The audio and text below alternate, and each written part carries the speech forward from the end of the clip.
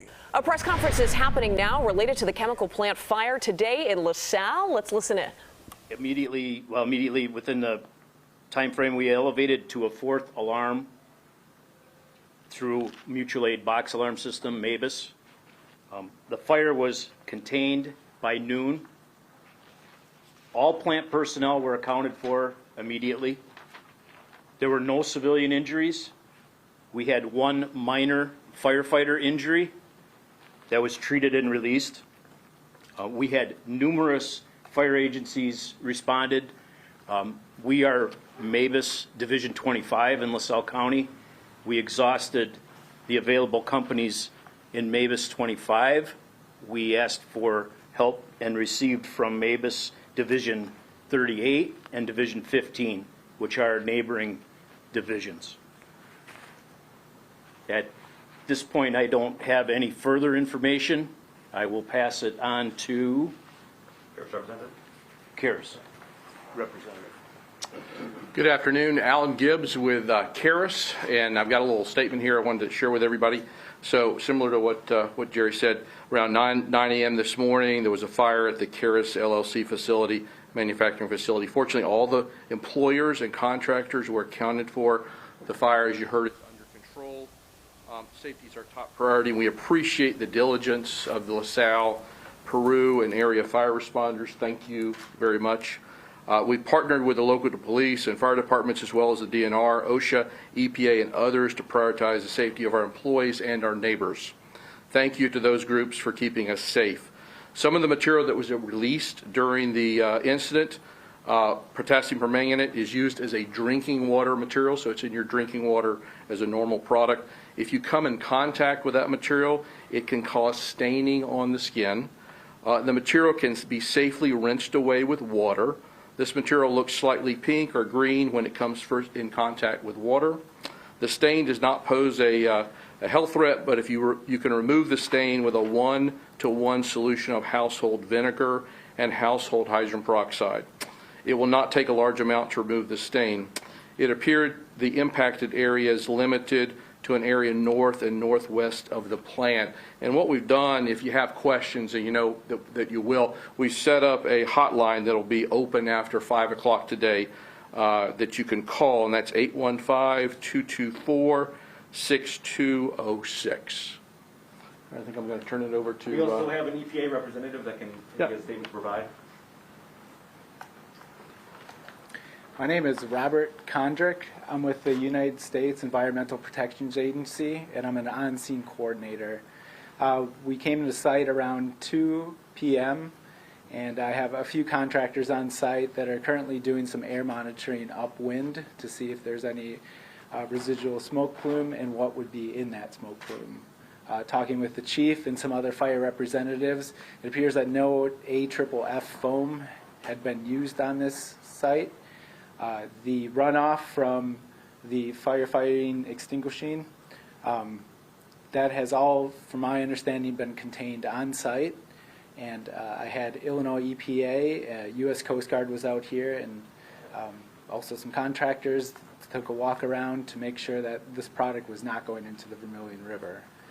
For a quick assessment that we did since we've been on site, it does not appear that this material made it to the Vermilion River. However, we'll continuously monitor this to make sure that that's not happening. Okay, at this time we can take a few questions, 4 to 5 questions. Whoever has the answer for the question, please step in front of the microphones to assist the media. Do we have any questions right now? Yeah, Robert, when will you get the air monitoring results? Like, how fast do those come back, or are you starting to get those? Yeah, so currently there's a team of 2 people, and they're going, I believe, from the Carus chemical factory north, which is the wind direction now, and I believe they're going maybe every few blocks or so, and then they're getting real-time sample data. So we'll compile that data, and we'll attempt to put it on a website, which we haven't brought up yet. Do you have any of those results preliminarily? I do not. Just as we were starting to come here is when they were starting to go out there. What do you recommend residents who live around that area? What should they do? Should they still be cautious? For the incident command, I believe they have a shelter in place? At the time being, still a yes, but that's going to be addressed here real quick. Okay. So, I mean, at the time, it's a shelter in place. Once that's released, we'll determine what the next best step is. Is staining the biggest thing that you're worried about, or could people have other issues from it, health issues perhaps? I would defer to the local human health services for that. To follow that up, some people who live around that site had reported having oxidizing on their patio furniture and things outside, perhaps on cars. One woman posted a picture of a chair being eaten through by a substance. Can you guys speak to that? And you said, I can attest to that too. That's kind of why I'm here. We got a bigger plume than everybody else. It went directly over my house. It's this thick on my truck. And you're telling me to clean it up. There's nowhere in my property that I can't touch that has this stuff on it. It's everywhere. I was outside when it happened. It was in my hair, on my face, on my hands. And you're going to tell me that this stuff isn't hazardous? It's hazardous. I'm not telling you that. I've seen what it does. Yeah, but you're trying to push it off onto somebody else. And I don't mean to be hot and bothered by it, but it's like nobody knows the answer and they want to push the problem off to somebody else. We are the residents here. I'm affected by this. I got 4 dogs. What am I supposed to do?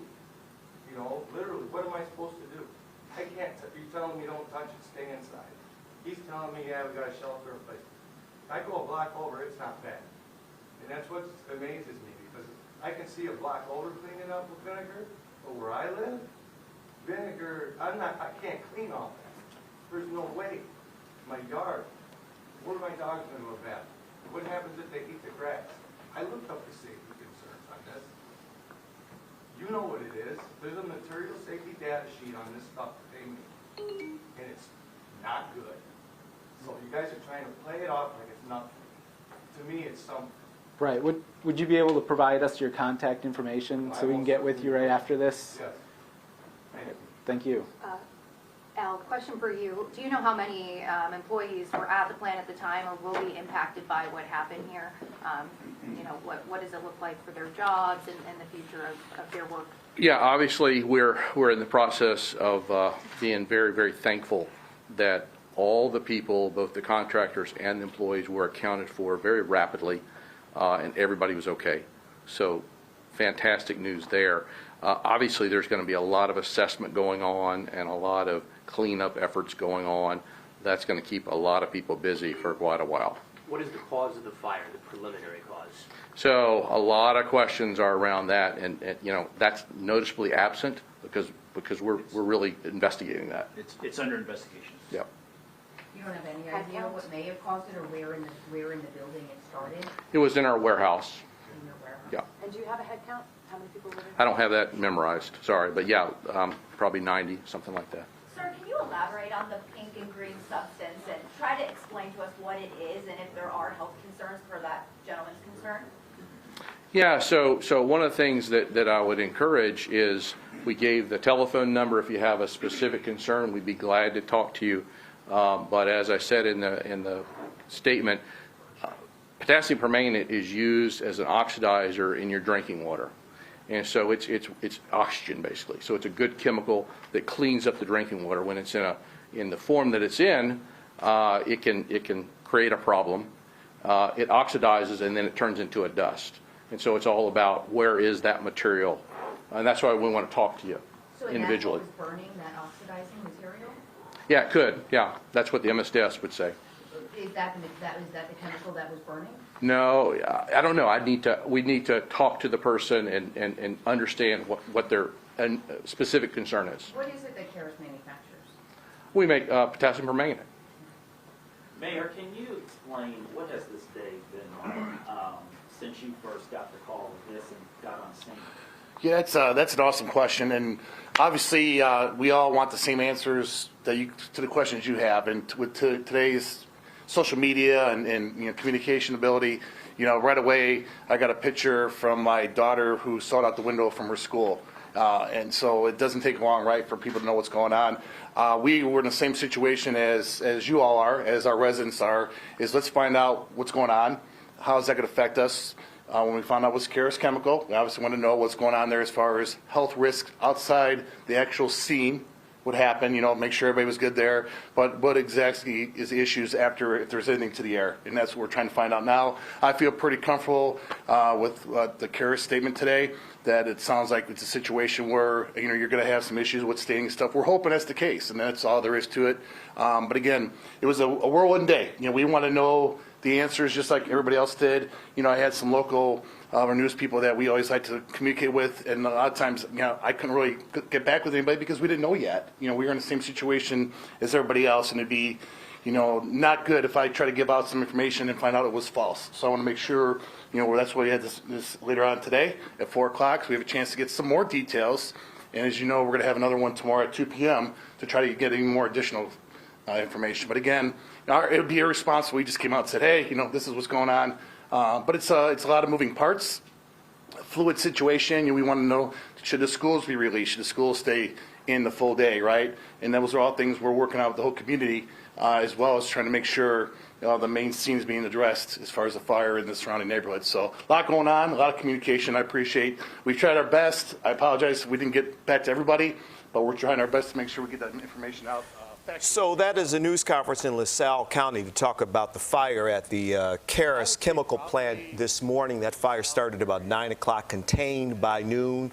No worker at the plant was injured. They evacuated the plant. A firefighter suffered minor injuries and was taken to a hospital and released. At this point, it sounds like they don't know what the cause was of that fire. We also know that they are working to figure out not only the specific source, but they're working with residents who are so concerned about that oxidized material that we saw on windshields, on hoods of cars. They're saying at this point there's no health threat related to that, but there is the EPA on site and also a hotline that will hopefully help residents get some clarity on that, which remains a EPA going through the neighborhood near the plant right now to take samples of the air to see what the condition is there and whether or not it's safe for people to be outside.